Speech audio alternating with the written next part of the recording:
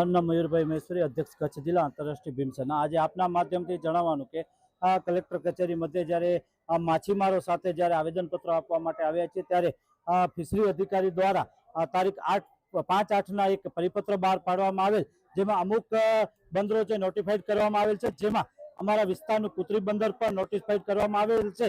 જેના કારણે અહીંયા માછીમારો લોકોને જે તકલીફ પડે છે, માછીમારોને જે ટોકન ઇસ્યુ નહીં થાય એના માટે અમે રજૂઆત કરી છે કે તાત્કાલિક ધોરણે જે બંદરને કાઢવામાં આવેલું છે, જે પણ એક કિનાખોરી બેદરકારી રાખી જાણી જોઈ કંપનીઓના કારણે કહેવાથી જે પણ હોય, તો અમારી માંગણી છે કે કલેક્ટર સાહેબ કે આ યોગ્ય માંગણીને સ્વીકારો। વર્ષો જૂની 40 થી 50 વર્ષથી અહીંયા માછીમારો માછીમારી કરી પોતાનું અને પોતાના પરિવારનું જ્યારે ગુજરાન ચલાવે છે, કોઈને હેરાનગતિ નથી કરતા, કોઈને તકલીફ નથી આપતા, ત્યારે આ લોકોને જે તકલીફ પડે છે એ તકલીફને નિવારવા કલેક્ટર સાહેબ પોતે આગળ આવે અને યોગ્ય રીતે ટોકન ઇસ્યુ કરાવે એવી અમારી માગણી છે। મારું નામ છે આજી હુસેન ચબા, અખિલ કચ્છ જિલ્લા માછીમાર તુણા વંડી અંજાર તાલુકાથી હું આવું છું।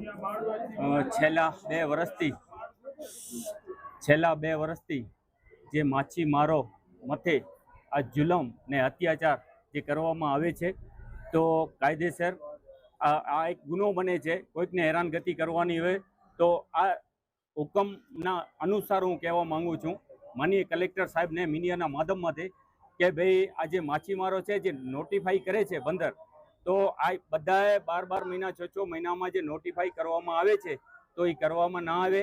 અમે કલેક્ટર સાહેબને પણ એ જ રજૂઆત કરેલી છે કે સાહેબશ્રી અમારા છોકરાનો આ દાખલો જટાવે છે, તો અમે સમજીએ છીએ કે ભાઈ તમે જે કરો છો એ ગલત છે ને સરકારને નિયમ બધાને લાગે છે। તો હું એટલો જ કહેવા માંગીશ મીડિયાના માધ્યમમાંથી જે અમારા બંદર નોટિફાઈ થઈ ગયા છે એ ફરીથી ચાલુ કરવામાં આવે, એના ટોકન ચાલુ કરવામાં આવે, માછીમારોને કોઈ હેરાનગતિ કરવામાં ના આવે। જય ભારત, જય હિન્દ। મારું નામ કાસમ અયુબ ભટ્ટી, હું તુણા વંડી ગામનો રહેવાસી છું અને માછીમાર વંડી ગામનો હું ફિશરમેનોનો પટેલ પણ છું, આગેવાન છું।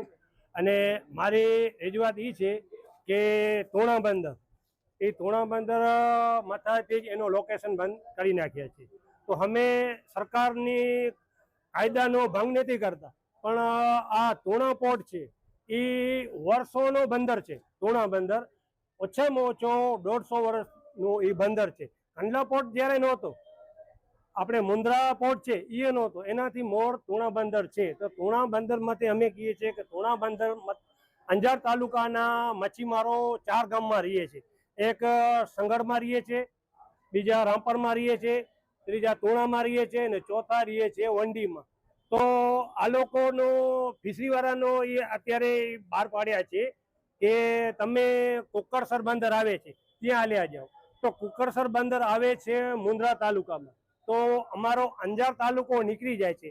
અમારી રિક્વેસ્ટ એ છે કે અમને રામપરમાં ટોકન આપો કે સંગરમાં ટોકન આપો કે તુણામાં આપો, અમારો તાલુકો અંજાર છે। અમારો કહેવાનું એ છે કે અમારો અંજારમાં જ અમને રહેવા દો, બસ એ અમારો છે।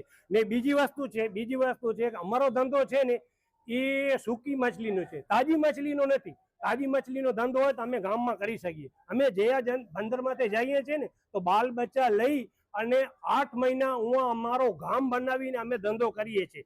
તો ઓટલો હશે તો જ અમારો બાલ બચ્ચાનો રોટલો નીકળશે। તો સરકાર શ્રી પાસે અમારી માંગ છે કે કુકરસરમાં જાગા આપો કે ગમે ત્યાં જાગા આપો, અંજાર તાલુકામાં અમને જાગા આપો અને ઓટલો આપો તો અમારો રોટલો નીકળે। જય હિન્દ, જય ભારત।